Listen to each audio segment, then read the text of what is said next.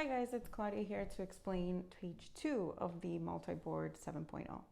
So on line 45, as a realtor, you should be asking the listing agent, sorry, here, line 45, you should be having a prior conversation with the listing agent in regards to earnest money instructions. But sometimes the deal is going to move fast, or the listing agent is also going to be unaware of what the earnest money instructions are.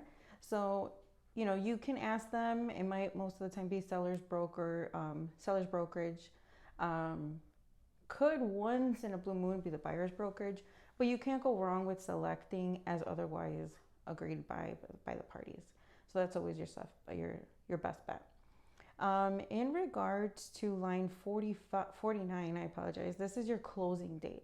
So again, this is something that you probably would have discussed with your buyer, and you're going to list your closing date. So you might see something like, and you also want to discuss this with the lender to see how quick they can get you to closing.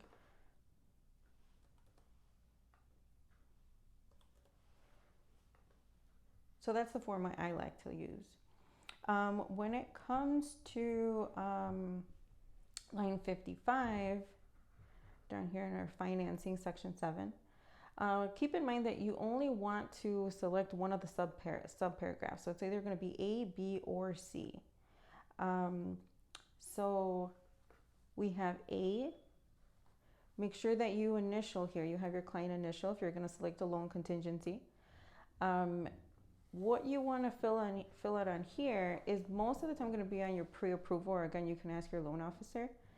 But it might look something like maybe a fixed conventional loan, right? And it's going to be one of the following. It's either going to be fixed or adjustable. It can't be both. So check one.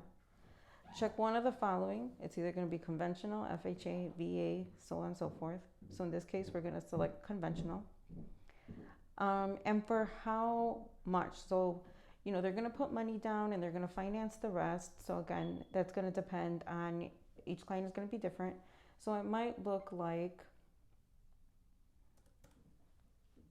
90% of the purchase price. Okay, the next section that you're going to fill out is going to be the interest rate. So again, you're going to find this on the pre-approval. So right now, let's say that we had a pre-approval for 90% down. It's going to be a fixed conventional loan. And they're offering the client a 7.5% interest rate for a 30-year loan.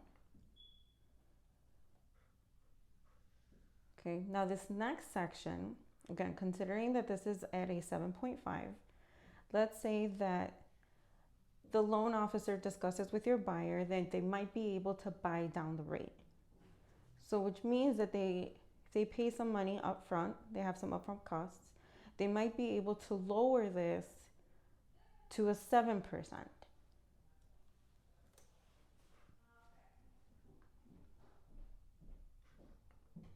Okay, and that's what that's going to look like.